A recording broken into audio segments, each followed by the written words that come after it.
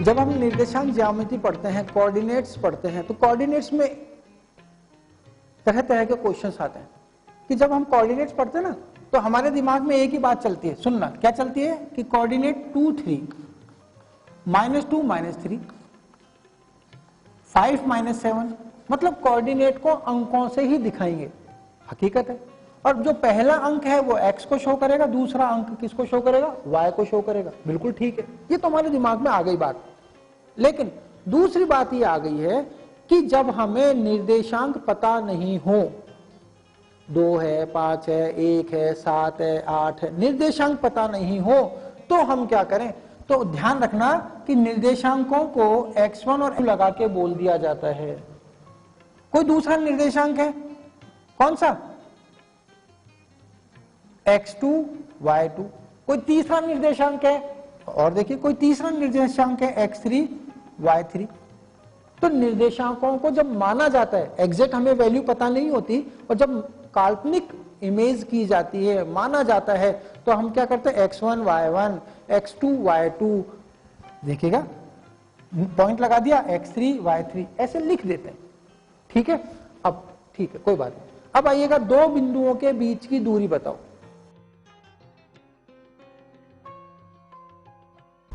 आप कहेंगे sir scale ले लेना, ग्राफ पेपर पर पॉइंट लगा देना, और आपको ये पी क्यू की दूरी बतानी है ना, ये पी क्यू की दूरी बतानी है ना, स्केल से नाप देना ऐसे, और नाप के बता देना। ऐसे नहीं होगा। क्यों नहीं होगा, अब पूछिए क्यों नहीं होगा। वो इसलिए नहीं होगा क्योंकि कोऑर्डिनेट यानी निर्देशांक ज्यामिति को ग्राफ पर पढ़ते हैं, हमें रेखाखंड नहीं खींचना है। हमें अलग अलग बिंदुओं के बीच की दूरी बताने के लिए हमें एक्स एक्सिस पर लंब खींचना पड़ता है, और जब लंब खींचा जाता है तो ये जो दूरी होती है ना, ये दूरी, ये वाली डिस्टेंस हमारा आंसर होती है।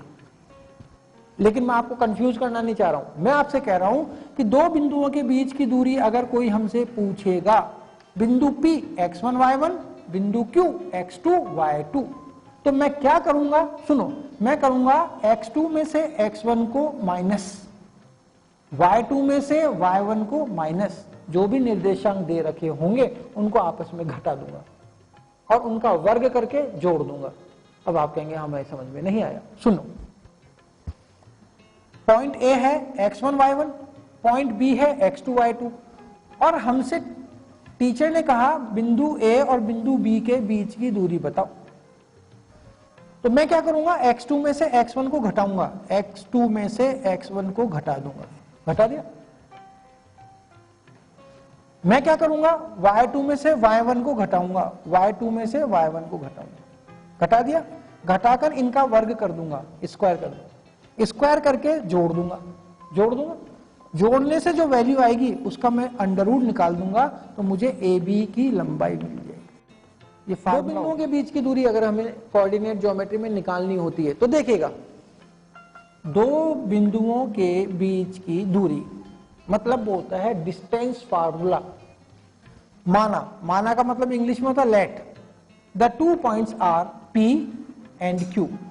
P is x1 y1, Q is x2 y2। Okay, अब हमसे कहा गया कि PQ के बीच की दूरी बताओ, ये लेंथ बताओ। तो आपको एक तो मैं बता दूं कि इसमें सेंटीमीटर या मीटर नहीं लिखना होता है, आपको इसमें यूनिट्स लिखना होता है, UNIT, यूनिट, जिसको हिंदी में बोलते हैं इकाई। किलोमीटर, सेंटीमीटर, मीटर कुछ नहीं लिखना होता है। अब आप क्या करेंगे, PQ स्क्वायर बराबर, PQ की लेंथ निकालनी ना, तो PQ स्क्वायर बराबर x1 माइनस x2 का होल स्क्वायर। इस x1 में से इस x2 को माइनस कर दीजिएगा और स्क्वायर लगा दीजिए, plus y1 minus y2, y1 minus y2 का होल स्क्वायर। ये हमारे पास फार्मूला आ गया फाइनल। कुछ लोग, कुछ टीचर्स कहते हैं सर PQ स्क्वायर नहीं निकालना, PQ निकालना है हमें, तो क्या करना, आप PQ बराबर x1 माइनस x2 का whole square plus y1 minus y2, मतलब दोनों निर्देशांकों का अंतर बताना है। और जब स्क्वायर यहां से हटता है मेरे दोस्तों, तो आप जानते हो कि अंडर रूट लग जाता है। कि सर ऐसे घूम के लगता है कि अंडर रूट, घूम के नहीं लगता, स्ट्रेट लाइन आती है ऐसे, ये अंडर रूट। तो पी क्यू की लेंथ आ गई। तो दो बिंदुओं के बीच की दूरी का फार्मूला हो गया x1 माइनस x2 का whole square plus y1 minus y2 का होल स्क्वायर, अंडर रूट लगा दीजिएगा। हमसे फिर कहा जाता है यदि एक बिंदु मूल बिंदु है, तो मूल बिंदु हो और दूसरा बिंदु P कोई दिया गया हो, मतलब समझिएगा ये y अक्ष है, ये x अक्ष है और P बिंदु यहां आपको दे दिया गया x1 y1, और आपसे कहा गया मूल बिंदु से दूरी बताओ। तो मेरे प्यारे दोस्तों, आप जानते हो मूल बिंदु क्या होता है? 0 0।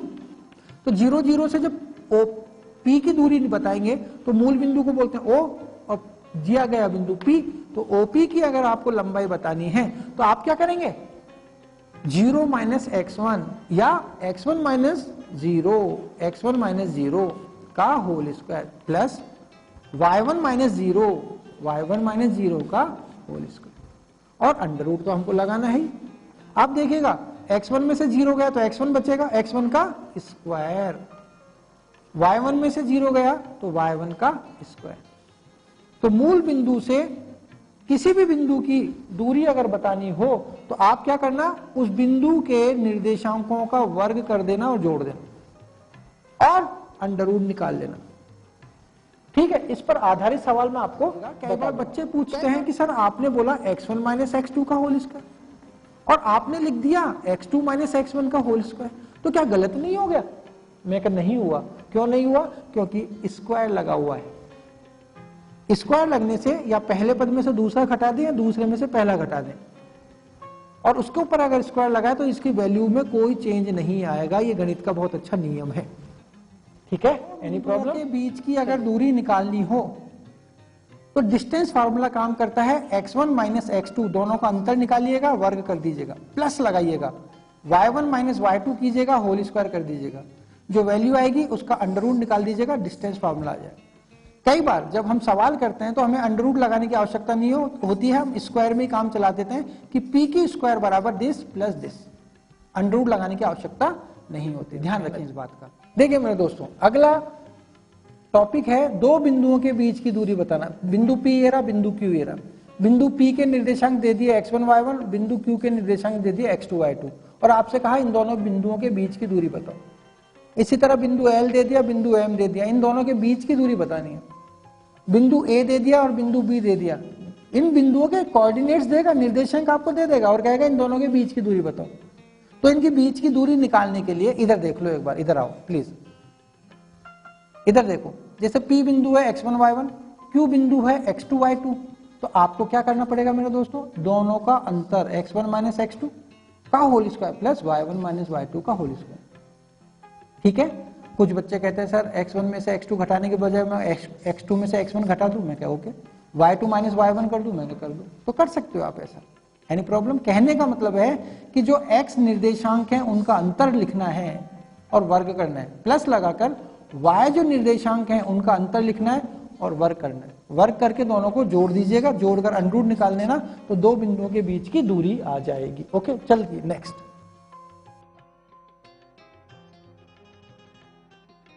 अब हम चलेंगे त्रिभुज का क्षेत्रफल निकालना। आइए, एक प्रॉब्लम, एक थ्योरम हमारे पास आती है, मतलब 3 पॉइंट्स दे दिए जाते हैं। पॉइंट P जिसके कोऑर्डिनेट है x1 y1, पॉइंट Q जिसके कोऑर्डिनेट है x2, y2, point R x3, y3।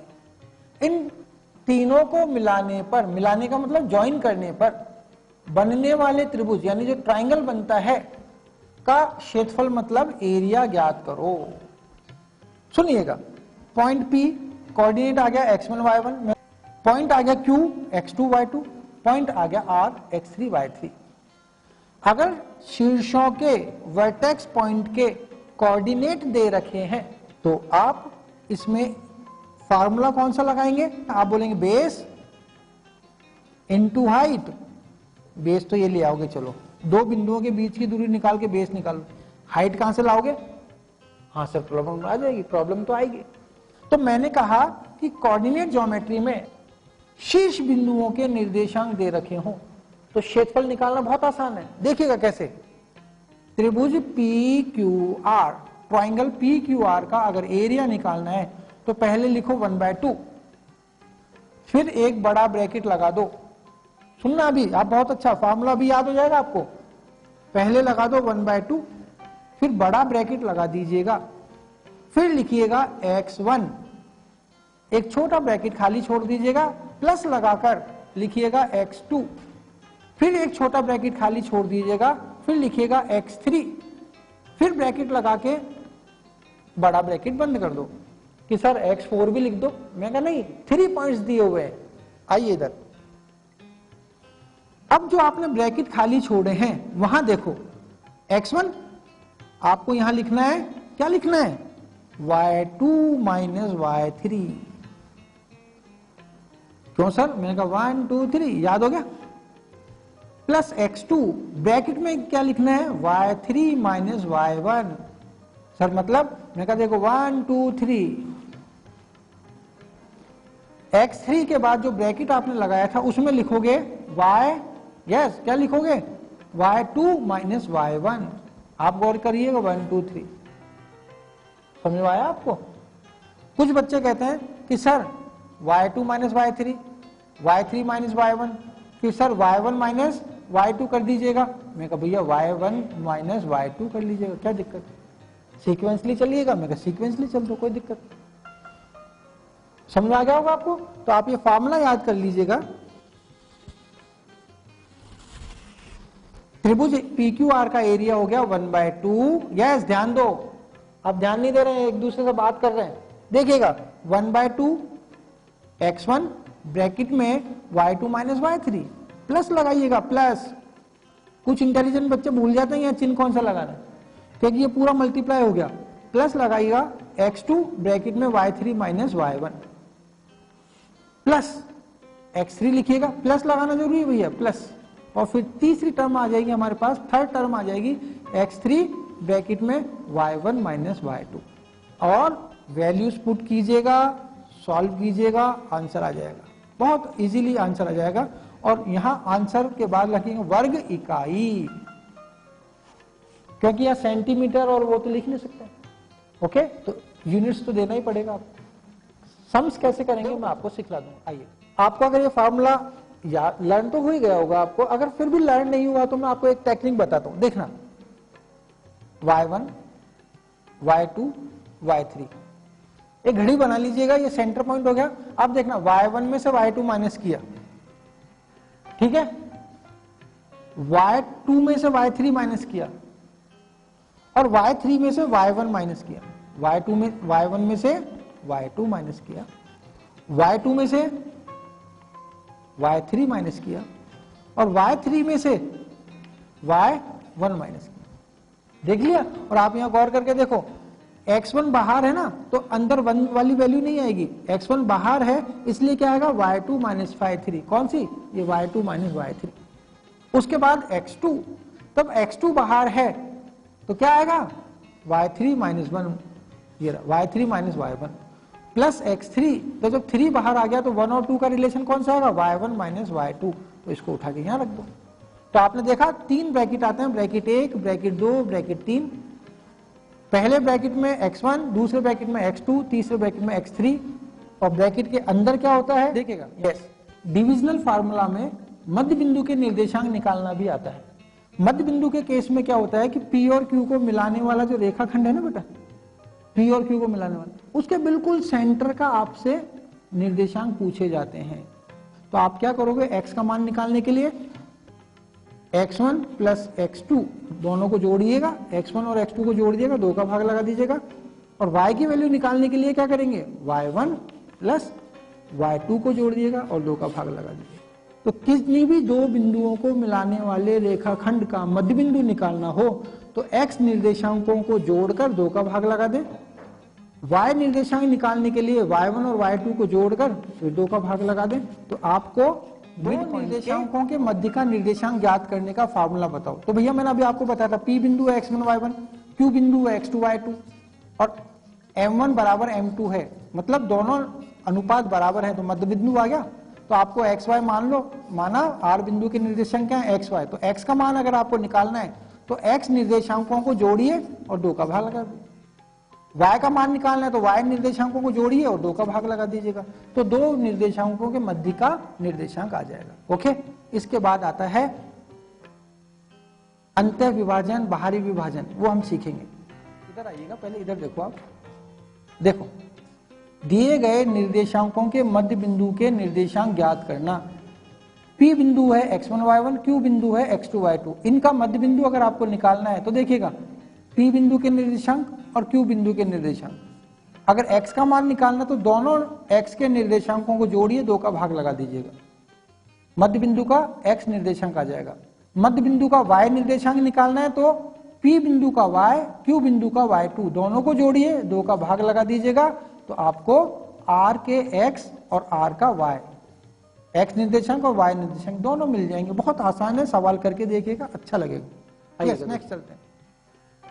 संरेखीय बिंदु, एक नया टॉपिक है संरेखीय बिंदु, इंग्लिश में बोलते हैं कोलिनियर पॉइंट्स, कोलिनियर पॉइंट्स।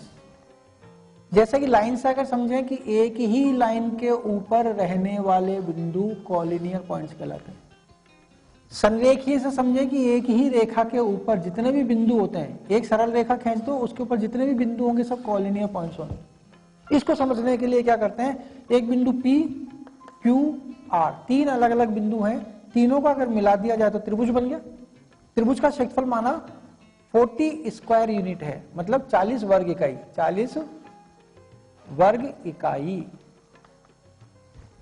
अब आइएगा, अगर मैं P बिंदु को थोड़ा नीचे दबा देता हूं, P बिंदु को थोड़ा नीचे ले आता हूं, तो आप देखिएगा कि एक त्रिभुज बना, लेकिन इसका एरिया क्या हुआ, इससे बिल्कुल आधा रह गया, 20 स्क्वायर यूनिट।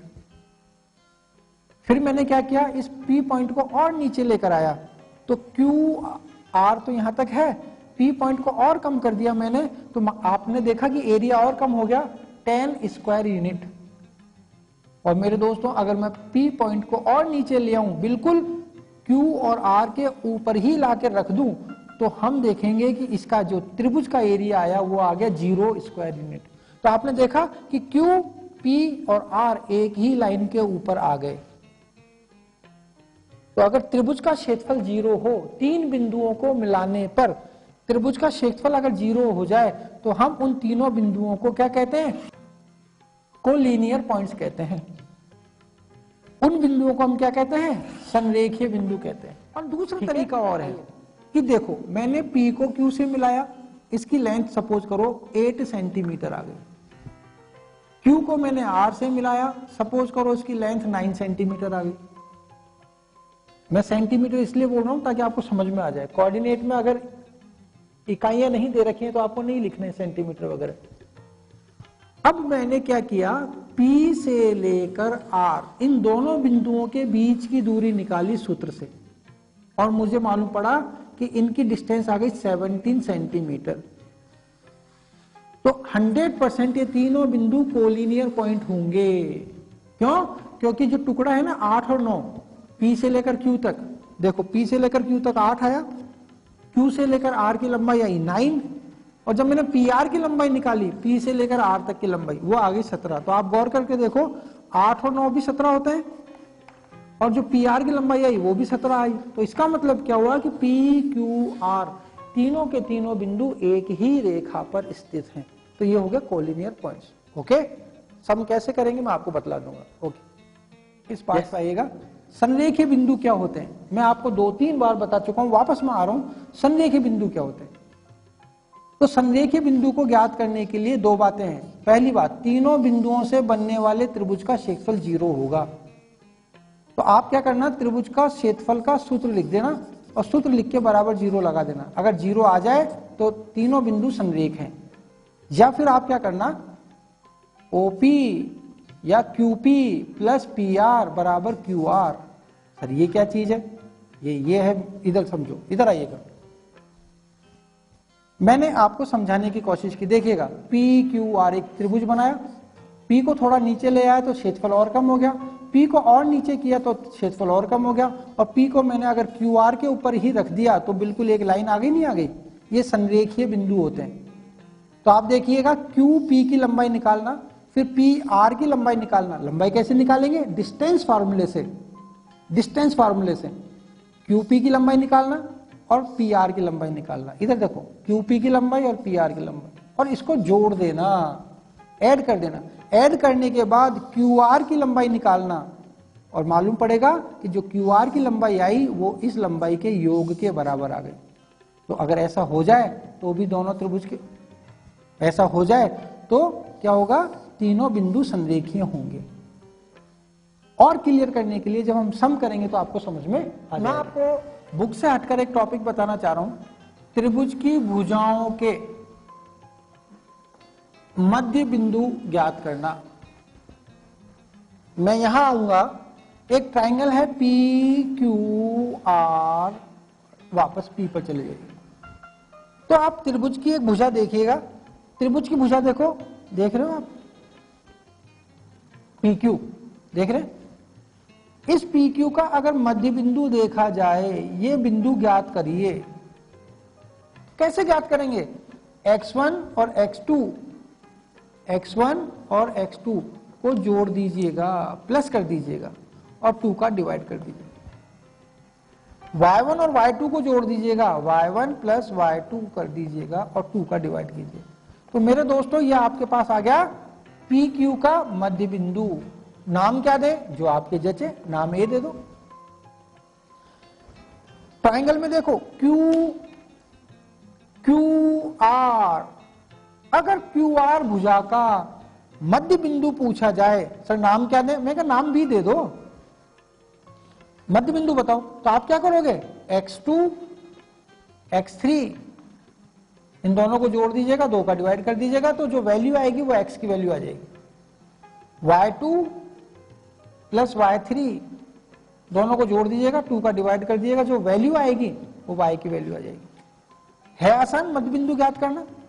बच्चे कहेंगे सर आप तो वो मिड पॉइंट निकालने वाला फार्मूला बता रहे हैं, मैं कहा यस वही फार्मूला है। अगर PR भुजा पता है, P के निर्देशांक पता है, Q और R के निर्देशांक पता है, अब आपको इसका मिड टर्म बताना है, मिड पॉइंट बताना है। सर नाम क्या दे, मैंने कहा C नाम दे दो, C नाम दे दो। अब इसके निर्देशांक बताइए, तो आप क्या करेंगे, इधर जो भी x के निर्देशांक है ना, x1, इधर क्या है x3, इन दोनों को जोड़ दीजिएगा और 2 का भाग मार दीजिएगा। y1 y3 इन दोनों को जोड़ दीजिएगा और 2 का भाग दे दीजिएगा, तो जो वैल्यूज आएंगी वो x और y की वैल्यू आ जाएंगी, यानी C बिंदु के निर्देशांक आ जाएंगे। है आसान। इसी में मैं एक बात और जोड़ना चाहता हूं कि त्रिभुज की माध्यिका ज्ञात कीजिए। अब जब आप 7th और 8th में पढ़ते थे ना, तो मीडियन निकालना आपको आता था। अब जब 10th में आप आ गए हैं और किसी ने आपको नहीं बताया, तो मैं आपको बता देता हूं मीडियन क्या होता है। मीडियन क्या होता है कि कोई भी एक ट्राइंगल ले लो, ट्राइंगल का एक वर्टेक्स पॉइंट ले लीजिएगा, ये वर्टेक्स पॉइंट होता है। वर्टेक्स पॉइंट को सामने वाली जो भुजा होती है ना, जैसे P पॉइंट के सामने भुजा कौन सी है, QR। QR का मध्य बिंदु कौन सा है, B। तो मध्य बिंदु से P को मिला दो, तो मेरे दोस्तों PB माध्यिका होगी। यह सब कुछ बच्चों का ध्यान नहीं था, उन्हें समझ में आया। अब वो कहते हैं दोबारा बताइए, मैं कहा CD आगे निकल चुकी है, अब क्या बताइए। चलो फिर भी मैं बता देता हूं, अगर आपने फिर ध्यान दिया तो इधर आइएगा। त्रिभुज में माध्यिका क्या होती है, एक वर्टेक्स पॉइंट ले लीजिएगा Q, उसके सामने वाली भुजा कौन सी है, PR। PR का मध्य बिंदु कौन सा है, C। तो सामने वाली भुजा के मध्य बिंदु को जब Q से मिलाएंगे तो ये आ गया CQ। क्या आ गया, QC या CQ। तो CQ बोल दीजिएगा या QC बोल दीजिएगा, यही इसकी क्या होगी, माध्यिका होगी। फिर बच्चा कहता सर ऐसे तो त्रिभुज में 3 माध्यिकाएं हो गई। मैं कहा यस, त्रिभुज में कितनी माध्यिकाएं हो गई, 3। एक माध्यिका ये भी हो गई, AR भी माध्यिका। ओके सर थोड़ा सा और अच्छा सा बता दीजिएगा। मैं कहा आइए देखो, बच्चों ने कहा सर एक बार और थोड़ा सा साफ अच्छा सा बता दीजिए ना। मैं कहा वहां भी अच्छा सा बताया था, यहां भी देखिएगा। एक त्रिभुज है हमारे पास P Q R S। Sir RS कहां पहुंच गए सर, मैंने कहा यहां पहुंच गए पी क्यू आर और वापस पी पे पहुंचेंगे तो ट्राइंगल बनेंगे। एस पे गलत पहुंचा था मैं। ये ट्राइंगल है। ट्राइंगल में पी पॉइंट के निर्देशांक है x1 y1, क्यू के हैं x2 y2, आर बिंदु के निर्देशांक है x3 y3। दो बिंदुओं के बीच का बिंदु ज्ञात करने के लिए x1 x2 को जोड़ दिए, 2 का भाग मार दीजिएगा, y1 y2 को जोड़ दीजिएगा और 2 का भाग मार दीजिएगा, मध्य बिंदु आ जाएगा। तो मध्य बिंदु तो आ जाएगा, लेकिन माध्यिका क्या होती है? मध्य बिंदु को सामने वाले शीर्ष से मिला दो तो ये एक माध्यिका आ गई, माध्यिका, जिसको बोलते हैं मीडियन, MEDIAN, मीडियन। ओके, ये हो गई एक माध्यिका। अगर आपसे कोई पूछे कि AR की लंबाई बताइए, क्वेश्चन आ जाए AR की लंबाई बताइए, तो आप क्या करेंगे? P और Q की सहायता से मध्य बिंदु निकाल लेंगे और मध्य बिंदु के जो निर्देशांक आएंगे, ऐसे नहीं आते निर्देशांक, तो वही आएंगे 2 3 5 7 कुछ ऐसा ही आएगा। उस निर्देशांक से R बिंदु के बीच की दूरी बता दीजिएगा तो माध्यिका की लंबाई आ जाएगी। इसी तरह किसी भी त्रिभुज में 3 भुजाएं होती हैं, 3 मध्य बिंदु होते हैं, 3 मध्य बिंदुओं को 3 शीर्षों से मिला सकते हैं, तो 3 माध्यिकाएं तैयार हो गई। एक माध्यिका PB, एक माध्यिका QC, ये तीनों माध्यिकाएं हो गई। जहां तीनों माध्यिकाएं मिलती हैं वो बिंदु G कहलाता है, जिसको अपन बोलते हैं केंद्रक, G कहलाता है। ओके, और आपको मैं बता दूं बेटा कि ये जो G पॉइंट है, इसको नाम ही G देते हैं, G। ये हमेशा किसी भी लाइन को यानी कि माध्यिका को 2:1 में काटता है। यानी 2 सेंटीमीटर ये है तो 1 सेंटीमीटर ये होगा, मतलब 4 सेंटीमीटर ये है तो 2 सेंटीमीटर ये होगा, मतलब 6 सेंटीमीटर ये है तो ये वाला हिस्सा कितना होगा? 3 सेंटीमीटर, मतलब 2:1 में काटता है। आप देखिएगा PB जो माध्यिका है, PB माध्यिका है, ये G बिंदु यहां होगा तो यहां 2:1 में ही काटेगा। तो केंद्र जो होता है वो माध्यिका को 2:1 के अनुपात में काटता है। बड़ा वाला जो हिस्सा होता है दुगना होता है छोटे वाले हिस्से की बजाय। ये 1 है तो ये 2 है, ये 4 है तो ये 8 है, ये 10 है तो ये 20 है। समझ में आ गया होगा आपको? ओके, अब चलते हैं आगे। यस, कोऑर्डिनेट ज्योमेट्री में सीखते सीखते बहुत कुछ सीख लिया। अब आइएगा डिविजनल फार्मूलाज। डिवीजन फार्मूलाज क्या होते हैं या विभाजन सूत्र क्या होते हैं? सर कौन सा विभाजन, किसका विभाजन? सुनिएगा, विभाजन सूत्र, डिविजनल फार्मूलाज। जो विभाजन होते हैं ना वो 3 तरह के होते हैं। एक तो होता है अंतः विभाजन, जिसको बोलते हैं इंटरनल डिवीजन, आइएगा। सेकंड होता है बाहरी विभाजन, जिसको बोलते हैं एक्सटर्नल डिवीजन। और तीसरा होता है बेचारा मध्य बिंदु, जो इधर उधर जाता ही नहीं है, बिल्कुल बीच में रहता है। इस तरह 2 बिंदुओं को मिलाने वाले रेखाखंड, मतलब लाइन सेगमेंट, 2 बिंदुओं को जब ज्वाइन किया जाता है तो एक लाइन सेगमेंट आता है। देखिएगा बिंदु P है, P और Q को मिलाया गया तो मिलाने पर एक रेखाखंड बना। रेखाखंड का मतलब है लाइन सेगमेंट, रेखाखंड मतलब लाइन सेगमेंट। तो जो लाइन सेगमेंट बना, उस लाइन सेगमेंट के ऊपर कोई पॉइंट रखा हो, कोई पॉइंट P या पॉइंट R फाइंड आउट करना हो, जैसे x y बताना कि भाई इसकी वैल्यूज बताओ आप, तो उस पॉइंट को फाइंड आउट करने के लिए इंटरनल डिवीजन का फार्मूला लगाता है। ये पॉइंट R कहां होता है? P पॉइंट से तो M1 डिस्टेंस पर और Q पॉइंट से M2 डिस्टेंस पर। तो मैं आपको डिस्टेंस नहीं बोलूंगा, मैं बोलूंगा रेशोज। M2 ये M1 बोल दो, M1 रेशो M2। कोई आपको अनुपात दे दिया जाएगा 2:7, 1:2, 2:3, इस तरह अनुपात रेशो दे दिया जाएगा और आपसे कहा जाएगा कि R के पॉइंट फाइंड आउट करो, R के निर्देशांक फाइंड आउट करो। तो आप क्या करोगे? देखो बहुत आसान है ये करना, दोनों पॉइंट्स को मिलाना, P और Q को। P के निर्देशांक देखना x1 y1, Q के निर्देशांक देखना x2 y2। पॉइंट आर के निर्देशांक बताने हैं हमें और m1 m2 हमें पता होता है। तो आप क्या करेंगे भैया, x का मान निकालने के लिए एक लाइन खींचेंगे और जो अनुपात दे रखा है m1 m2 उसको नीचे m1 m2 जोड़कर नीचे लिख देंगे। अब क्या करेंगे, ऊपर करेंगे m1, अगर m1 लिख दिया तो इधर लिखो x2 प्लस लगाइएगा, m1 यहां लिख दिया ना, अब आपने लिखना m2 और इधर क्या लिखेंगे x1। सर दोनों में x x लिखेंगे क्या, मैं कहा यस, क्योंकि x की वैल्यू बतानी है। तो फॉर्मूला मिला x के लिए, यानी x कोऑर्डिनेट निकालने के लिए m1 x2 plus m2 x1। फिर वापस याद करा दीजिएगा। मैं कहा y देखो, जब आप y लिखेंगे तो आपको पूरा याद हो जाएगा। एक लाइन खींचिएगा, नीचे क्या लिखेंगे आप, m1 प्लस m2। अब आपने क्या लिखा यहां m1, अगर m1 लिखा तो आप यहां क्या लिखोगे, सोचो क्या लिखोगे, यस y2 लिखोगे।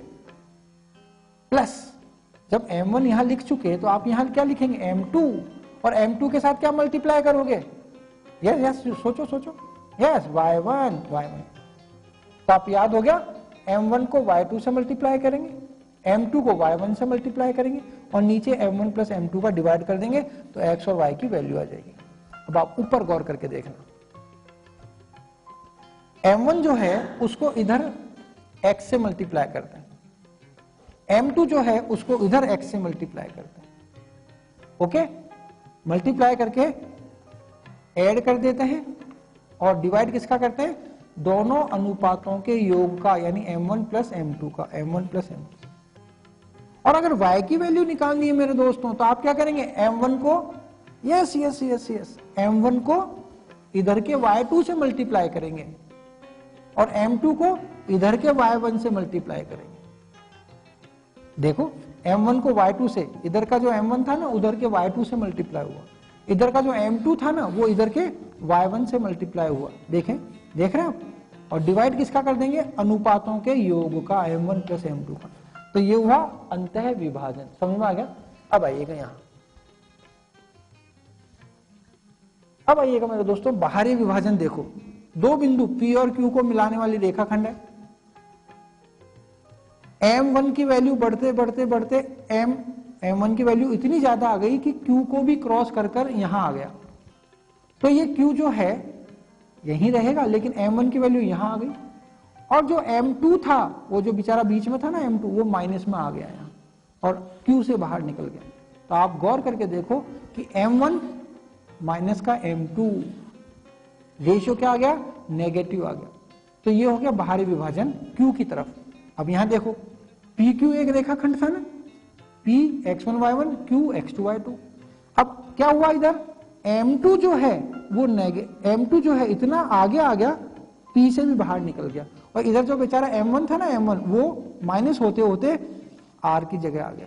तो आप देख रहे हैं कि M1 जो था वो यहां माइनस हो गया और M2 इतना बढ़ गया कि Q से भी बाहर आ गया। तो ये Q की तरफ बाहरी विभाजन हो गया, Q की तरफ बाहरी विभाजन। दिमाग नहीं लगाना है आपको, अगर x की वैल्यू निकालनी है तो आप क्या करेंगे, लाइन खींच दो, m1 x2 माइनस लगा दीजिएगा m2 x1, कुछ फर्क नहीं आया। आप देखो m1 x2 minus m2 x1 और आप क्या करेंगे, m1 में से m2 को माइनस करें, m1 में से m2 को। कोई प्रॉब्लम, y की वैल्यू निकालने के लिए क्या करेंगे, यस बोलिए बोलिए, समझ गए आप, मैं जान गया। क्या करेंगे, आप करेंगे m1 y2 माइनस, माइनस का साइन लगाना बस, m2 यस y1 और m1 में से m2 माइनस कर, ठीक है। क्योंकि बेटा यहाँ m1 हमने पॉजिटिव लिया ना, इसलिए m1 में से m2 माइनस कर रहे हैं, यहाँ m2 नेगेटिव लिया इसलिए यहाँ माइनस हो गया। समझ में आ गया। सर हमारे जो पढ़ाने वाले टीचर है ना, उसने तो ये बताया था, देखिए वो सर उन्होंने तो हमें बताया था x बराबर m2 x1 minus m1 x2 upon m2 minus m1। मैं कहा बिल्कुल सही बताया था, क्योंकि वहां क्या हुआ, m2 के साथ तो x1 ही आएगा और m1 के साथ x2 आएगा, लेकिन m2 माइनस m1 क्यों किया सर ने? क्योंकि यहाँ m2 जो है पॉजिटिव है और m1 जो है वो नेगेटिव। तो बड़ी वाली वैल्यू में से तो छोटी वैल्यू माइनस करोगे, ठीक है?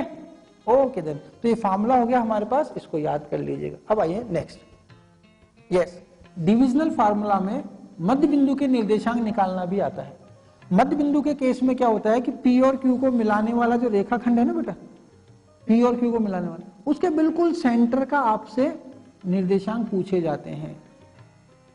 कहने का मतलब है जो m1 और m2 जो रेशो था ना, m1 रेशो m2 वो 1 के बराबर हो जाता है, यानी m1 जो है वो m2 के बराबर होगा। तो मिडिल पॉइंट आपको बताने पड़ेंगे। तो आप क्या करोगे, x का मान निकालने के लिए x1 प्लस x2 दोनों को जोड़िएगा, x1 और x2 को जोड़ दिएगा, 2 का भाग लगा दीजिएगा। और y की वैल्यू निकालने के लिए क्या करेंगे, y1 प्लस y2 को जोड़ दिएगा और 2 का भाग लगा दीजिएगा। तो कितनी भी दो बिंदुओं को मिलाने वाले रेखाखंड का मध्य बिंदु निकालना हो तो x निर्देशांकों को जोड़कर 2 का भाग लगा दें, y निर्देशांक निकालने के लिए y1 और y2 को जोड़कर फिर 2 का भाग लगा दें। तो आपको मिड पॉइंट के कोऑर्डिनेट्स, आपको कोई दो बिंदु दे दिए जाए P x1 y1 Q x2 y2, इन दोनों बिंदुओं को मिलाने वाली रेखा को कोई बिंदु R है जिसके कोऑर्डिनेट हमें फाइंड आउट करने हैं, वो बिंदु m1 और m2 रेशो में कट करता है। तो R पॉइंट के कोऑर्डिनेट्स बताइए। अब ये मिड पॉइंट नहीं है, रेशो दे दिया m1 रेशो m2। तो आपको क्या करना पड़ेगा, आपको फार्मूला लगाना पड़ेगा मेरे दोस्तों। कैसे, देखो देखिएगा प्लीज। x का मान निकालने के लिए m1 x2, m1 क्या चीज है, पहला अनुपात, x2 क्या है, निर्देशांक, plus m2 x1, m1 plus m2 formula है, लर्न कर लीजिएगा।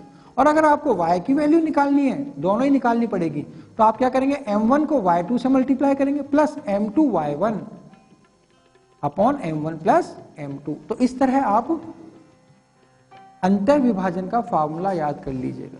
ओके, नेक्स्ट सिस्टम और है कि P और Q दो बिंदु हैं, जो रेशो है m1 m2 उसमें अंतर आ जाता है, m2 नेगेटिव हो जाता है रेशो, मतलब Q बिंदु से बाहर चला जाता है, तो इसको बोलते हैं बाहरी विभाजन। इस सिस्टम में देखो P से लेकर Q तक जो लाइन थी, लेकिन अब m तो हो गया पॉजिटिव और m1 हो गया नेगेटिव, m2 तो हो गया पॉजिटिव और m1 हो गया नेगेटिव, ये भी P पॉइंट की तरफ बाहरी विभाजन हो गया। तो इस तरह के जो विभाजन होते हैं इनको बाहरी विभाजन बोलते हैं, जिसमें m की वैल्यू कहीं ना कहीं नेगेटिव हो, किसी भी m की, चाहे m1 हो चाहे m2, दोनों में से एक नेगेटिव होगा। तो आपको क्या करना पड़ेगा, m1 x2 देख लीजिएगा, दिखाई दे रहा है आपको, m1 x2 माइनस का साइन लगाना पड़ेगा m2 x1 upon m1 minus m2। y की वैल्यू निकालने के लिए m1 x2 minus m2 x1 upon m1 minus m2, जिसको बोलते हैं, इधर देखो, इधर प्लीज, एक्सटर्नल डिवीजन।